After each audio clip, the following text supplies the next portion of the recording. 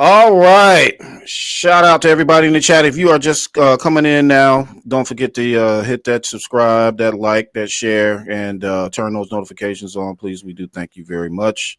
Don't We forget are to engage talking with us in the chat, guys. Absolutely. Let us know your thoughts. We are talking with Syl Abdul. We are moving on. What is our next subject, Phil? SpiderMan, brand new day. We got some hot topics today, man. This is crazy. Gee, that one live. Hot topics. So it's official. We got a title. Brand new day. Coming July 31st, 2026. Mm-hmm.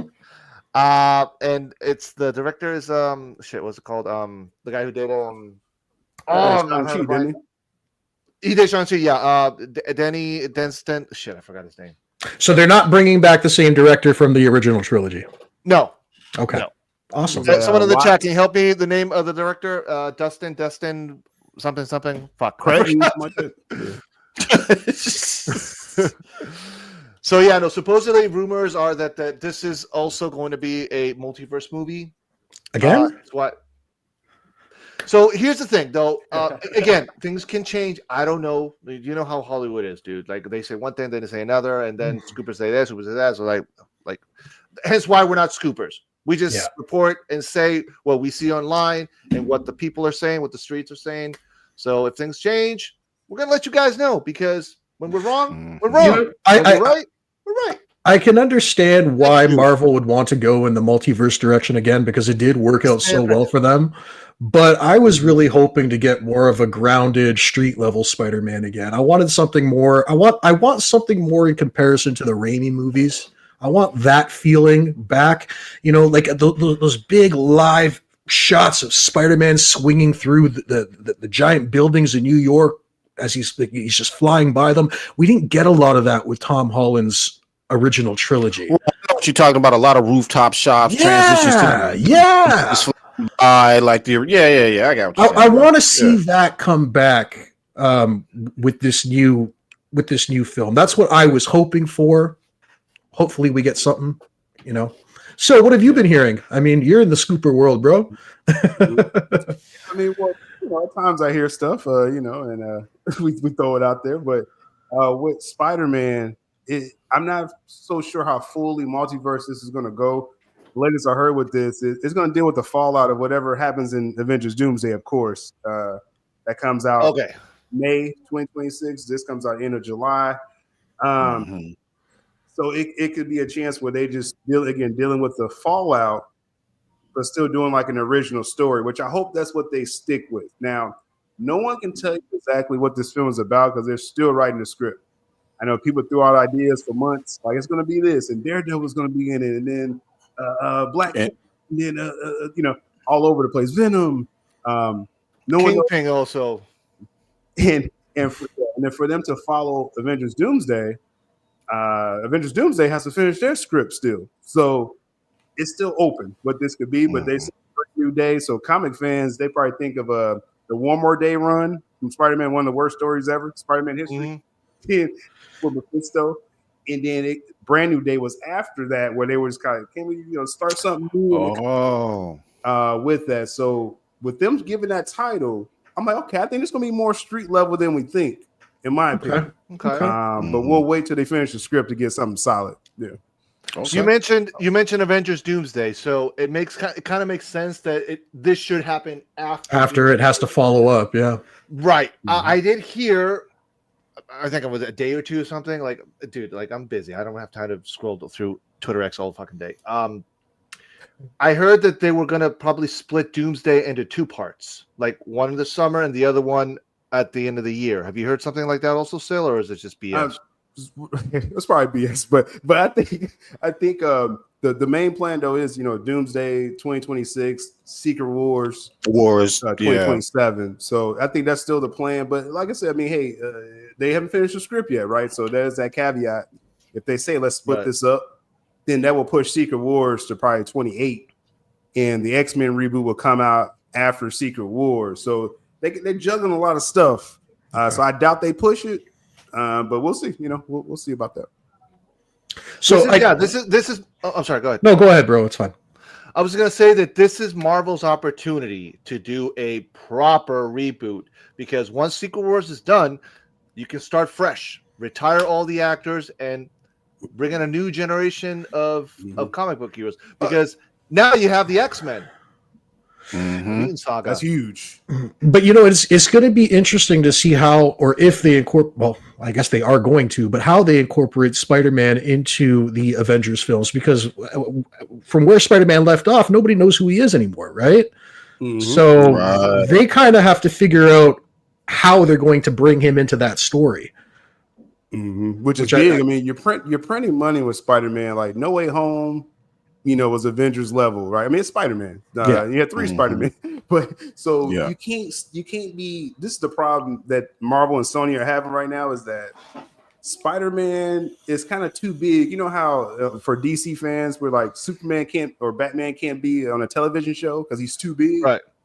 Spider-Man's at a point where you can't even make a small film with Spider-Man no more. Like, it has to be a big film every time. So it can't be so street level, you know what I mean? So they're juggling a lot with that, but I think they put him Avengers level, so you got to come big with Spider-Man, every time when they come out. Speaking of, you just mentioned right now about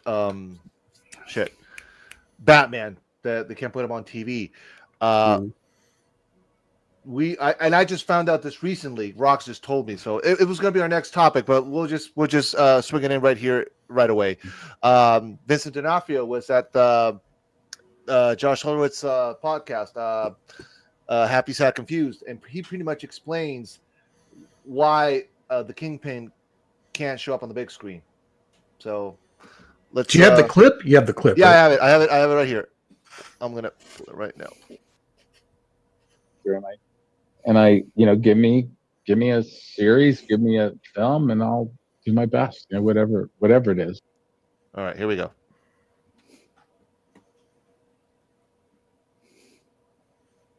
I think you got to restart it, Phil.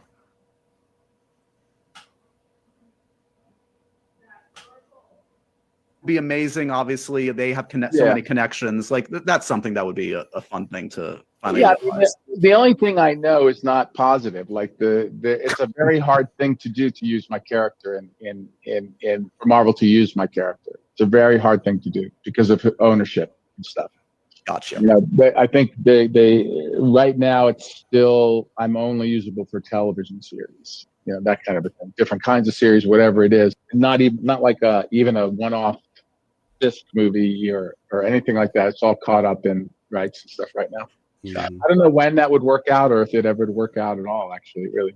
But for me, it's like my job is to service a story. That's my job as an actor, and I give me a series, give me a film, and I'll do my best. Whatever it is. Mm-hmm. I did not know that. That sucks. This is the part that pisses me off about these studios. Like, you guys you're wasting money and time. Just license things out. Like everybody. I think it's Sony that owns Kingpin. I think because Kingpin's a Spider-Man character, correct? It's mixed, right? Because Kingpin was in the old Ben Affleck Daredevil theatrical film. That's right. And then it got spun over to the Marvel Netflix series. Those rights, as far as television rights, reverted to Marvel, Disney, right?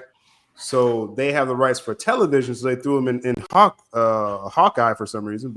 And then they did the Daredevil, the current Daredevil series. As far as film rights, I'm gonna go out on a limb and say it's a Sony thing, and just someone needs to sign off. Sony's very. Somebody needs to throw Sony a nice big check like they did for Spider-Man. Yeah. It's on the Sony side, I believe, is where the snag is at. So he's just speaking of the current state. I mean, again, he can't go beyond what's in writing. So beyond his pay grade, it's above his pay grade. Yeah, I mean, could it happen? Yeah, I mean, I believe they could make some kind of deal, but that's easier said than probably done as far as who gets the cut and all that stuff. So yeah. And actually, so now that we're talking about have you been watching the show? Because Rox and I, we've been doing one shots, and we're loving the show. Like it's not the same.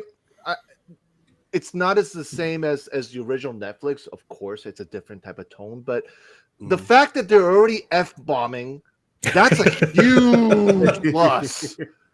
Thank you, Disney, for that. Yeah, they didn't hold back with the F-bombs in the show. That's the one thing I did notice.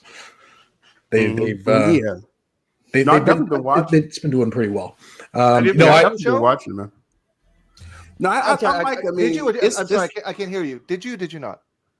Yeah, I like the show. It's nothing like the Marvel Netflix seasons. It's nothing like, but it's watchable. It's episodic. I see why they tried to retool it because they was making this more of like, hey, he's not wearing the suit. He's not wearing the suit. And that was my big complaint for the first 4 damn episodes. But you had to know where they were going. You gotta remember that, and that's the part where you have to invest that that time into the story because you knew you were we were impatient. Like, come on, I know something's gonna set him off where he's gonna slip the mask back on and he's gonna be Daredevil again. Something's gonna happen, but they did it right. They got to that point, man, where we saw that transition. Well, we were talking about it, Rox. That transition between Fisk and Daredevil, and where they just that was perfect. It's like they kept their alter egos locked in their heads. Yes. As slowly those alter egos are starting to come out ever so slowly over those 4 episodes. Right. The issue I had though with it taking so long for him to put on the suit is because when you go back to Daredevil season 1, it took a whole damn season for him to finally get that Daredevil costume, right? The classic one, yeah. Yes. So for me, the black suit. The black suit's dope. That black one, But to my point is that it took that whole season for us to get that payoff with the final suit. So for us to have to wait again for him to put on the suit, it's like, God damn it. Yeah. Oh, I wanted to ask you about that, Syl. Did you find that you had to watch Echo to get a full transition from what Fisk was going on with Fisk to this particular show, or did you find it easy to I can just skip over that? I don't need to know really what what I mean. I kind of damned myself watching Echo, but I don't think it's needed. That last scene. I was like, fuck that last scene of Echo kind of sets up he's going to be mayor. So that's right. You don't need Echo, but with the Daredevil show, this current show, I get it that, when you're trying to do a new season, a series, you got to do something different. So I get the story aspect, and Charlie Cox, he eats it up. You know what I'm saying? It's a good show. It is, but they're really going to cook. See, they jumped in and broke. It was supposed to be 18 episodes. So they cut it in half, and you got season 1. I remember that you and Mikey had said something about that a year ago. Yeah. Season 2 is going to be what probably I'm more waiting for, and everyone will buddy. But it's going to make the season 1. You have to watch the season 1 though to get to season 2. So we're I'm looking forward to that. On season 2. And finally, I was telling Rox, with the symbol, where are the D's? Yeah. Where are the fucking D's? I'm like, they're coming, bro. Yeah, they're coming. and that's the thing, kiddies. We are patient. We don't need everything rushed right away. We can wait, but. It gave us the hint there. Perfect. That's all I need. All right. For your kiddies who don't know what he means, what he is talking about is, Kal-El's story being unfolded over 5 films as opposed to 1 film. That's all, baby. That's what he's talking about. It all ties back. It always always comes full circle.